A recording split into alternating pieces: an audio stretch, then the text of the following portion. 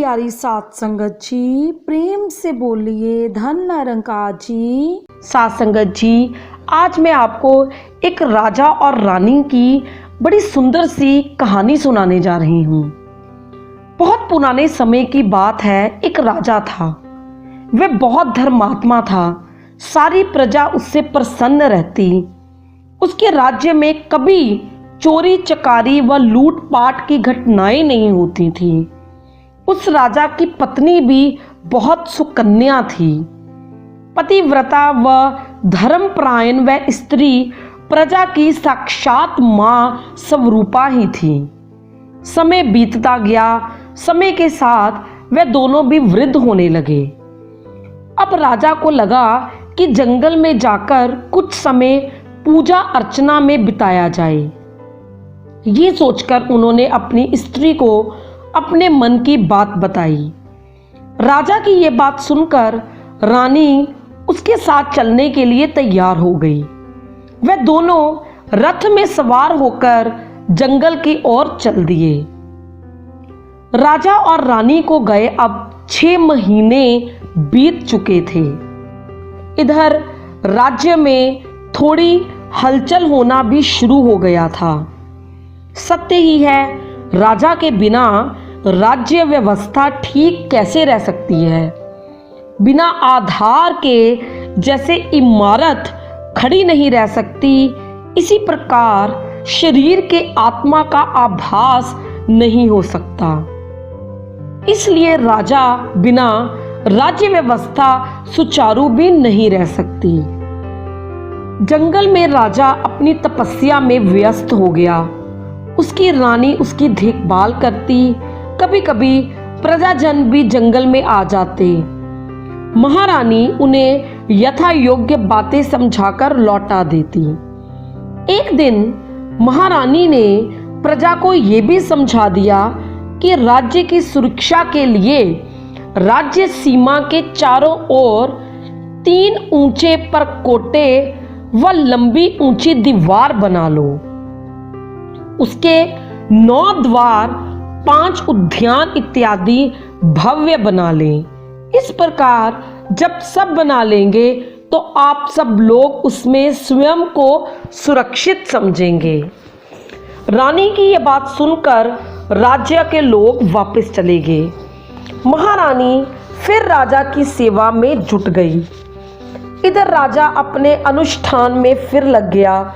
घोर तपस्या के कारण राजा का शरीर दिन ब दिन कमजोर होता गया।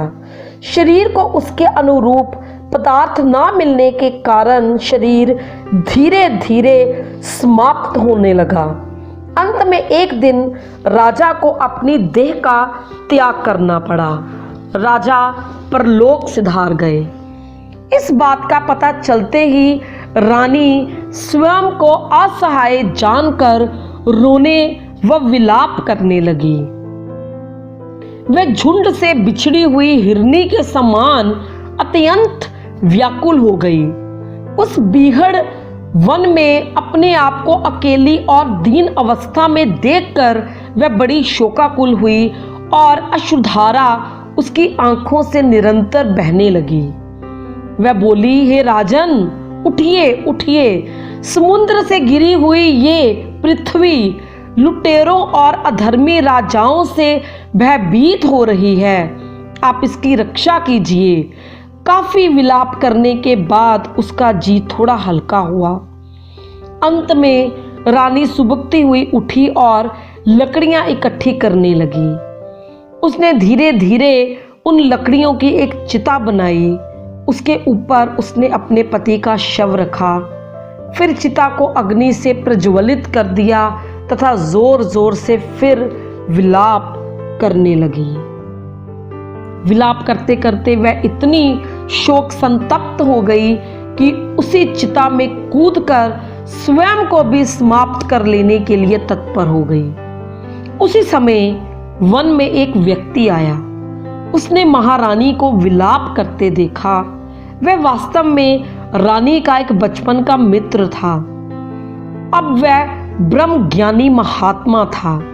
वह उसके निकट आया उसने उस रोती हुई महारानी को मधुर वाणी से समझाते हुए कहा, तू कौन है, किसकी पुत्री है, जिसके लिए तू शोक कर रही है? ये सोया हुआ व्यक्ति कौन है? क्या तू मुझे पहचानती है? रानी ने रोते रोते ही मुंह ऊपर करके उसकी ओर देखा और ना में सिर हिला दिया। तब उस महात्मा ने बताया, मैं तेरा बड़ा पुराना मित्र हूँ। तू पहले मेरे साथ खूब मस्ती करती थी। वह फिर बोला, सखी क्या तुझे याद नहीं? मैं तुम्हारा अविज्ञात नाम का सखा हूँ। तुम पृथ्वी पर भोग भोगने के लिए किसी सुंदर व सुरक्षित स्थान की खोज में उतरी थी। तुमने इसी कारण मेरा साथ छोड़ दिया। आर्य, पहले मैं और तुम एक दूसरे के मित्र व मानव निवासी हंस थे। हम दोनों वर्षों तक बिना किसी निवास स्थान के ही रहे, किंतु मित्र, तुम विषय भोगों की इच्छा से मुझे छोड़कर यहाँ चली आई। यहाँ घूमते घूमते तुमने एक स्त्री का रचा हुआ स्थान देखा। उसमें 5 बगीचे, 9 दरवाजे, 1 द्वारपाल, 3 परकोटे, 6 वैश्यकुल और 5 बाजार थे। वह 5 उपादान कारणों से बना हुआ था और उसकी स्वामिनी एक स्त्री थी। ब्रह्मनिष्ठ महात्मा ने अब उस भवन की व्याख्या की। उसने कहा, महारानी, इंद्रियों के 5 विषय उसके बगीचे थे, 9 इंद्रिय छिद्र उसके द्वार थे, तेज, जल और अन्न ये 3 उसके परकोटे थे, मन और 5 ज्ञानेंद्रियां ये 6 वैश्य कुल थे, क्रिया शक्ति रूप कम इंद्रियां ही बाजार थे, 5 भूत ही कभी ना समाप्त होने वाले उसके उपादान कारण थे और बुद्ध शक्ति ही उसकी स्वामिनी थी। ये एक ऐसा नगर था जिसमें प्रवेश करते ही पुरुष ज्ञान शून्य हो जाता है, अपने मूल को भूल जाता है।